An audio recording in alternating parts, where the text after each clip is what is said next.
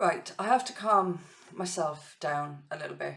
I wasn't planning on doing this today, but I just have to get this off my chest. Um, I don't like being angry. It's not a. I mean, it's useful in some respects, but it's not the healthiest emotion to feel.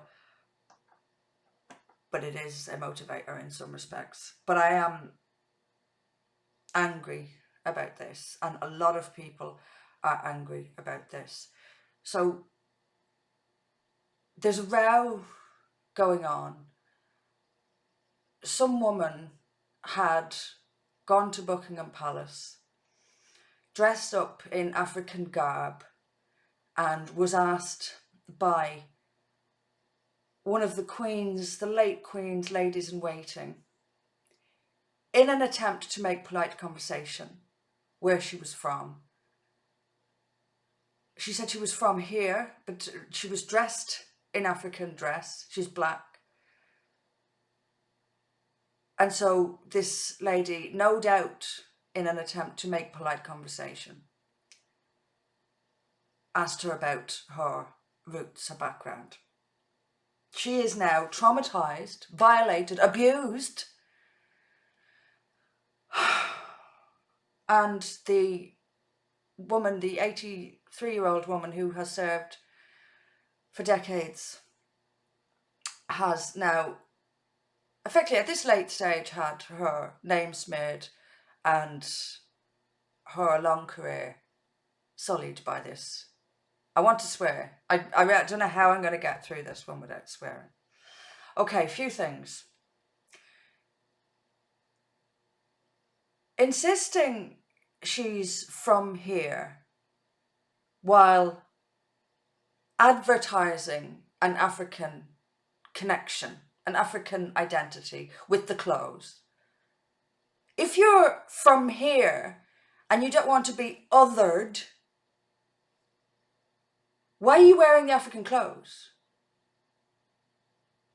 Why is the charity that you run, this woman runs some charity for black people? Why isn't it just for people? If you so want us to all be equally British, but I was born here, I'm British, well, why are you wearing African clothes? And why are you running an organisation for black people? Why aren't you just British people? Why not just run one for British people? By wearing those clothes and by running an organisation for black people, you yourself are othering yourself. You're making yourself separate from the rest of British society. But this is how it always works. We're a certain ethnic group, we're a minority, we're different. And then if you're treated as different remotely, even in a polite conversation about your background, you turn that into an attack on white people. We cannot get it right no matter what. So you distinguish yourself from mainstream society and then scream racism if someone else distinguishes you from mainstream society simply by asking you where you're from, what your background is, even though you are clearly pointing out you have some sort of ethnic background by wearing these clothes. Do you see what's happening? This is an attack on whites again, as always. Second thing is, if I lived in China, even if I was born there to white parents, and someone said to me, "Where are you from?" and I said, "Beijing," they'd say, "Oh no, but where are you really from? Where are you from? You're not, you may have been born in Beijing, but you clearly weren't born to Chinese parents because you don't look Chinese, you're white." Would I be traumatized by it? No, because I'm a grown-up who doesn't have massive identity and chronic self-esteem issues. I would accept, like a grown-up, that I'm a white person in China. I don't look like the majority of people in China. So I'm going to be asked about my ethnic background. And this is particularly so if she may as well be wearing a neon sign saying, "I'm not British."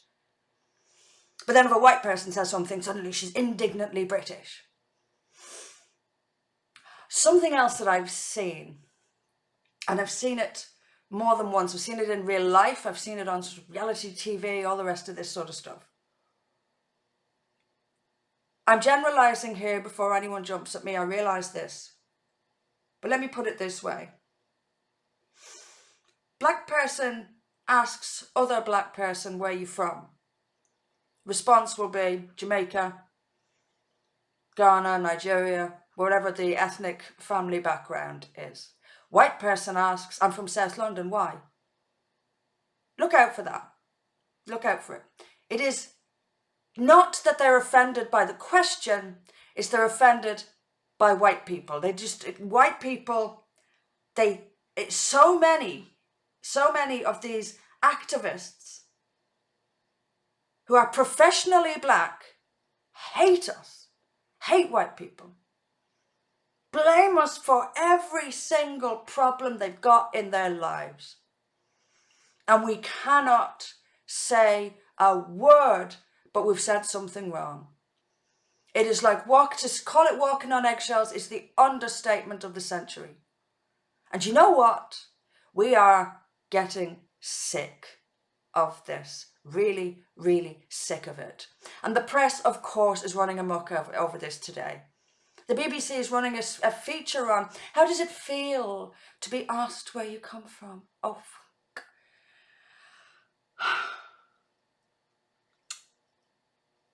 It's been described by weak people in this BBC feature as othering is one of the things.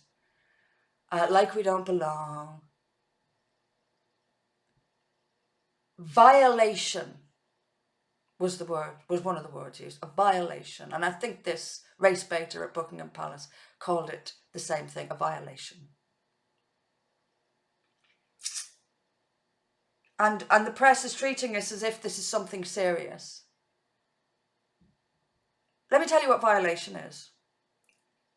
Violation is when working class white girls are gang raped by people who also don't. They ask them, if they ask each other, where are you from? Oh, I'm from Pakistan, I'm from Bangladesh. White person asks them, I'm from Birmingham. What's your problem, racist? These girls are gang raped as white trash, called white trash, repeatedly, racially abused repeatedly, and no one cares. That's a violation. Never get any justice. That's a violation. So it's always about feelings, isn't it? Everyone's feelings in stupid ways. I mean, the feelings of really traumatized people. Sorry, let me rephrase that. The feelings of really traumatized white people don't matter at all. Real trauma doesn't matter. Stupidity like this, that's what matters. So it's about feelings. She felt violated. She felt like she didn't belong, despite making herself stand out as different.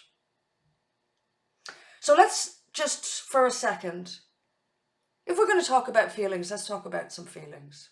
Let's talk a little bit about how white people feel. We are constantly abused and demonized and told that we are racist when we're probably the least racist people on this planet. We have bent over backwards to be kind and welcoming and understanding. And what do we get for it? This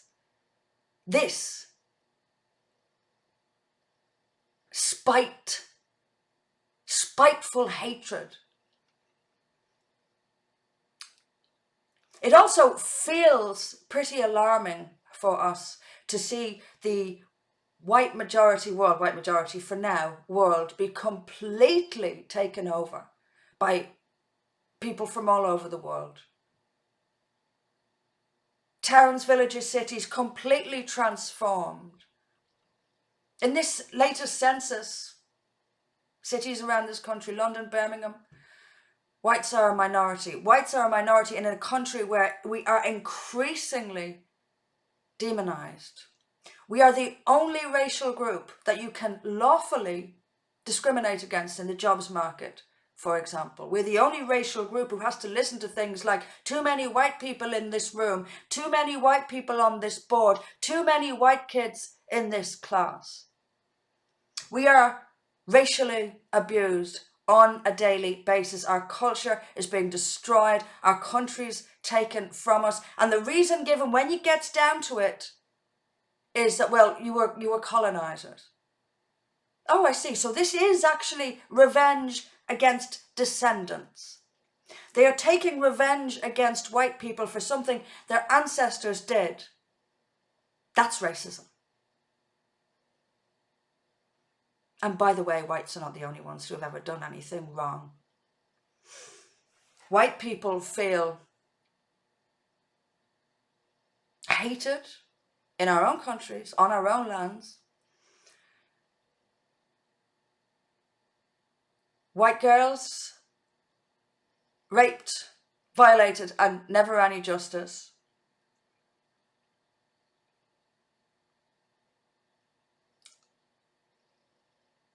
Kept out, as I said, of some jobs. I've spoken to many white men, victims of violent crime, never any justice, never any racial element. Whiteness has been described as a sickness, something that needs to be eradicated. This is genocidal language.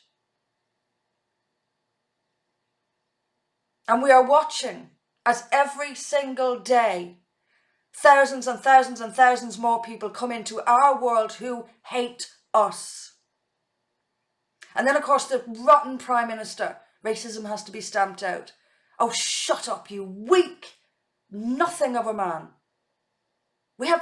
Someone needs to stand up in Parliament and say some of this, but they won't. You know what?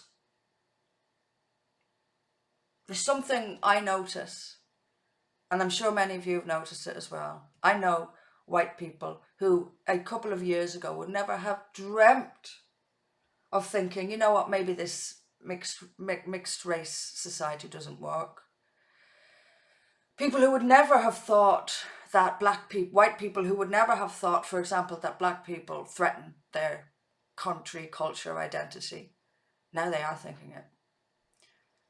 People used to think it was fine, just we all get along all right, it's fine. Now they don't. It's everywhere all the time. You can't turn on the television without seeing it. Every advert, black people. It's not that there's no issue with there being black people in an advert. There's an issue with every second person being black. It's a complete overrepresentation while we're being told that black people are marginalised and unrepresented.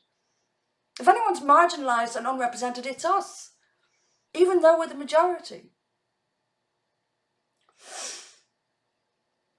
If they want racism, they're going to get it. Maybe they do. Maybe that is exactly what these race baiters want. Maybe it's exactly what the powers that be want. But they're going to get it. This won't. If you want black fighting white in the streets, this is the way to go about it. Because people are sick of it.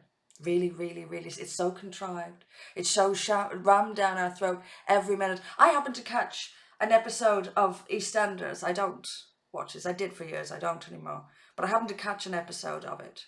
And in that half hour, there wasn't a single white couple. Every white character, if they were in a relationship, was in a mixed race relationship. Even the little kids, puppy love kids at school.